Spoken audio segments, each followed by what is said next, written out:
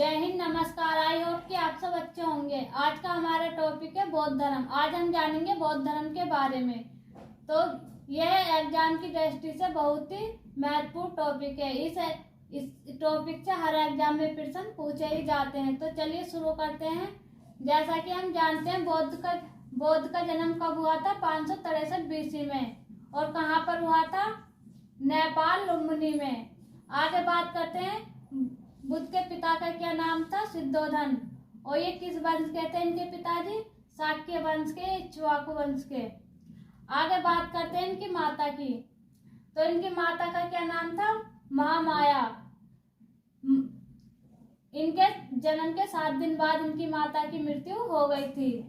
अब बात करते हैं इनका लालन पालन किसने किया था? प्रजापति गोमती ने, जो इनकी मौसी थी। आगे यहीं पर बात करते हैं इनके बचपन का क्या नाम था? सिद्धार्थ। और इनकी पत्नी का क्या नाम था? यशोधरा। और इनका एक पुत्र था जिसका नाम था राहुल। आगे बात करते हैं इनका विवाह किस आयु में हुआ था? 16 वर्ष की आयु में। अब इन्होंने गृह त्याग किया था कितने वर्ष की उम्र में? 29 वर्ष की अवस्था में। और इसे कहा क्या गया था गृह त्याग को? महावीर निष्कर्मण। आगे बात करते थे इनके एक थे साथी, चन्ना, जिसका नाम था चन्ना। और इनके घोड़े का नाम था कृंतक। और सबसे पहले इन्होंने तपस्या कहाँ की थी?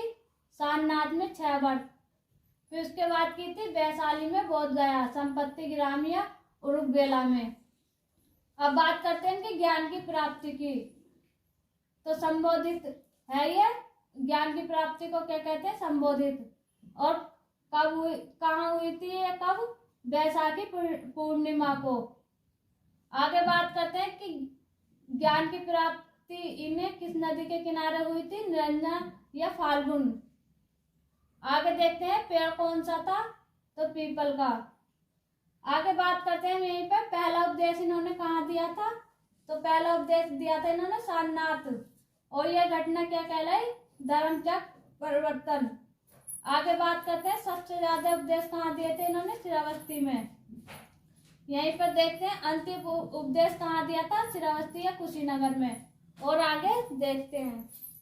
आगे बात करते हैं हम गौतम बुद्ध के ज्ञान की प्राप्ति की उम्र क्या थी? 35 वर्ष। आगे देखते हैं जब इन्होंने ज्ञान के बाद मुंडन कराया था तो कौन सी नदी पर कराया था? अनोमा नदी पर। और इन्होंने उस टाइम वस्त्र कौन से पहने थे? कसाय वस्त्र पहने हुए थे।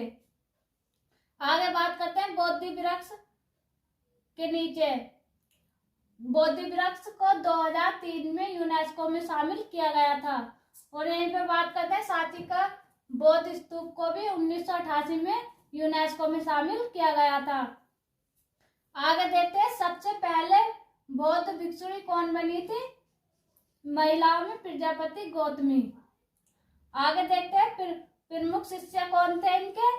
आनंद और उपाली। आनंद ने सुत्त पिटक लिखा था। यहीं पर बात करते हैं गौतम बुद्ध के गुरु कौन थे? 2 गुरु थे इनके, अलार्म कलाम और रुद्रक पुत्रम या उदक राम पुत्रम भी कहते हैं। आगे बात करते हैं अलार्म कलाम ने सांख्य दर्शन की शिक्षा दी थी और रुद्रक पुत्रम ने योग दर्शन की शिक्षा दी थी। आगे बात करते हैं गौतम बुद्ध से संबंधित प्रतीक चिन्ह थे कुछ, तो उन्हें देखते हैं। यह घटना और यह प्रतीक चिन्ह। गर्भ का प्रतीक चिन्ह क्या था इनका? हाथी। और जन्म का प्रतीक चिन्ह था कमल। यहीं पर बात कर लेते हैं यौवन का प्रतीक चिन्ह क्या था इनका? सांड। आगे देखते हैं गृह त्याग का चिन्ह था इनका घोड़ा। और आगे बात करते हैं महापरिनिर्वाण का क्या चिन्ह था इनका? पद चिन्ह। और देखते हैं ज्ञान प्राप्ति का क्या प्रतीक था? बोधि वृक्ष। और धर्म चक्र परिवर्तन का था चक्र। और निर्माण का था स्तूप। यहीं पर बात करते हैं हम गौतम बुद्ध को अन्य नाम से जाना जाता था। किस किस नाम से जाना जाता था?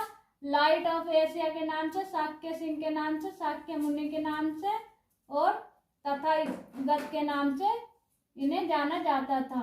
और आगे देखते हैं, आगे बात करते हैं गौतम बुद्ध के 4 दर्शक चिन्ह थे। वो कौन कौन से थे? बूढ़ा व्यक्ति, मृत व्यक्ति, बीमार व्यक्ति और सन्यासी व्यक्ति। जब ये शहर के लिए निकले थे अपने साथी चन्ना के साथ, तब इन्होंने यह दृश्य देखे थे। आगे बात करते हैं गौतम बुद्ध के 4 आर्य व्रत थे। कौन कौन से थे?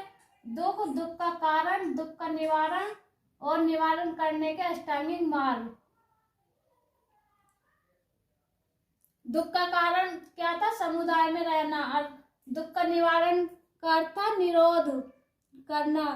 और निवारण के अष्टांगिक मार्ग थे दुख को निरोधगामी प्रतिपदा करना।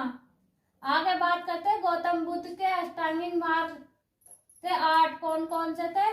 सम्यक दृष्टि, सम्यक संकल्प, सम्यक वाक, सम्यक आजीविका, सम्यक कर्मांत, सम्यक समाधि, सम्यक बयान, सम्यक स्मृति। अब और देखते हैं आगे, गौतम बुद्ध के 10 शील थे। कौन कौन से थे? अहिंसा, सत्य, निश्चय, अपरिग्रह, ब्रह्मचर्य, सौंदर्य पदार्थ, आरामदायक शैया, नृत्य संगीत, मयान भोजन, सोना चांदी। ये इनके 10 शील थे। आगे बात करते हैं गौतम बुद्ध के 3 रत्नों की। तो कौन से थे? इनके 3 बौद्ध धर्म और संघ। यहीं पर बात कर लेते हैं। गौतम बुद्ध ने नहीं माना था, किसे नहीं माना था? ईश्वर और आत्मा को। आगे देखते हैं, बौद्ध धर्म में दिवालिया, दास और ऋणी तीनों वर्जित थे। और देखते हैं, शुरू में यहाँ पर महिलाओं का प्रवेश भी वर्जित माना जाता था। और आगे बात करते हैं, बौद्ध धर्म की संगीतियां। तो बौद्ध धर्म में 4 संगीतियां हुई थी। देखते हैं कौन कौन सी, कब कब और कहाँ कहाँ हुई थी। तो ये सन लिखा हुआ है कहाँ है और ये किसके समकालीन हुई थी और इसके अध्यक्ष कौन थे। तो पहली बौद्ध संगीति हुई थी 483 BC में, हुई थी राजगृह के पटना में। और इसके समकालीन कौन थे? अजातशत्रु। और इसके अध्यक्ष कौन थे? महाकश्यप। अब बात करते हैं दूसरी बौद्ध संगीति की। तो दूसरी बौद्ध संगीति हुई 383 BC में। अब बात कर लेते हैं कहाँ हुई थी? वैशाली बिहार में। और इसके समकालीन कौन थे? कालाशोक।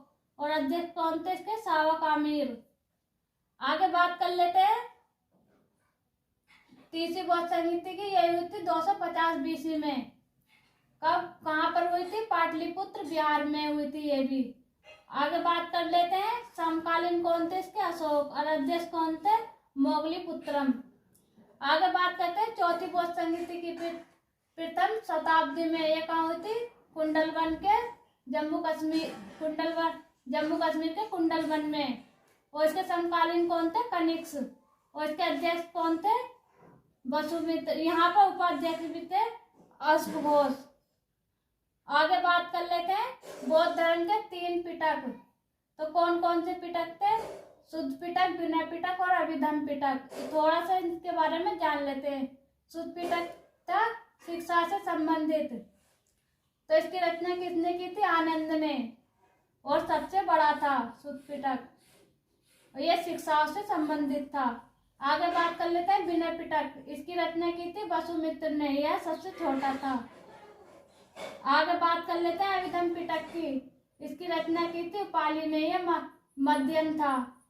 गौतम बुद्ध के आध्यात्मिक उपदेश इसी में दिए गए थे। आगे बात करते हैं बौद्ध धर्म का विभाजन 2 भागों में, हीनयान और महायान। हीनयान का नेतृत्व किया था महाकश्यप ने। आगे बात करते हैं बौद्ध धर्म की शिक्षाओं में विश्वास रखते थे हीनयान वाले। आगे बात करते हैं महायान की। तो इसका नेतृत्व किया था वसुमित्र ने, जो नए नियमों को मानते थे। आगे बात कर लेते हैं गौतम बुद्ध की मृत्यु 483 BC में किस नदी के किनारे हुई थी? हिरण्यवती नदी के किनारे। और कहाँ पर? कुशीनगर में। अगर वीडियो अच्छा लगा तो वीडियो को लाइक करें, शेयर करें और चैनल पर नए हैं तो चैनल को सब्सक्राइब करें।